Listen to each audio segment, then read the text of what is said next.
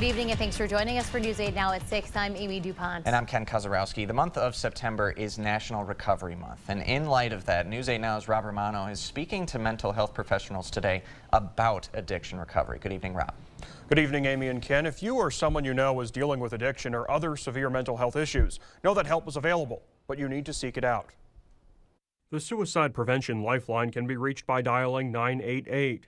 If you're a veteran in crisis, you can dial 988 and then press 1. If you're not in all-out crisis but specifically dealing with addiction, which can also be deadly, there are also options for you.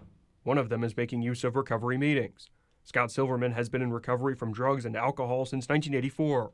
I do the things that people have told me I need to do. Not only the psychiatric addiction experts, but I go to recovery meetings. I still go to 4 meetings a week, and I've been sober nearly 38 years. Silverman is the CEO of Confidential Recovery, a treatment center based in San Diego, California. We have to find a way to make this conversation as normalized as we have with COVID, because we're actually losing more people daily now to the opioid crisis across this country, and a lot of it's accidental overdoses. If you're looking for more resources to fight addiction, or you need someone to talk to during a difficult situation, the 211 helpline could be an option for you. Amy Kuster is a line supervisor with 211 in Onalaska.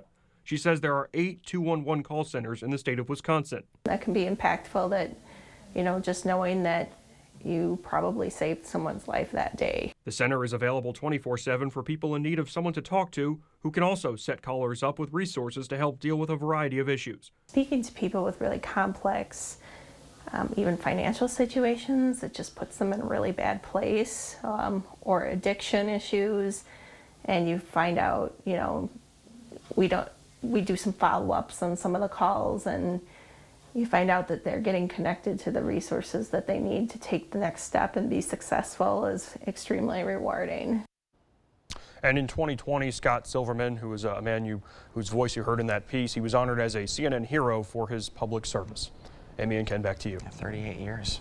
Thanks a lot, Rob. Now, in about 3 weeks, that San Diego-based organization Confidential Recovery will launch a long-term support group specifically for veterans. And that's really important because according to the Department of Health and Human Services, as of 2015, at least 1 in 15 veterans had a substance use disorder.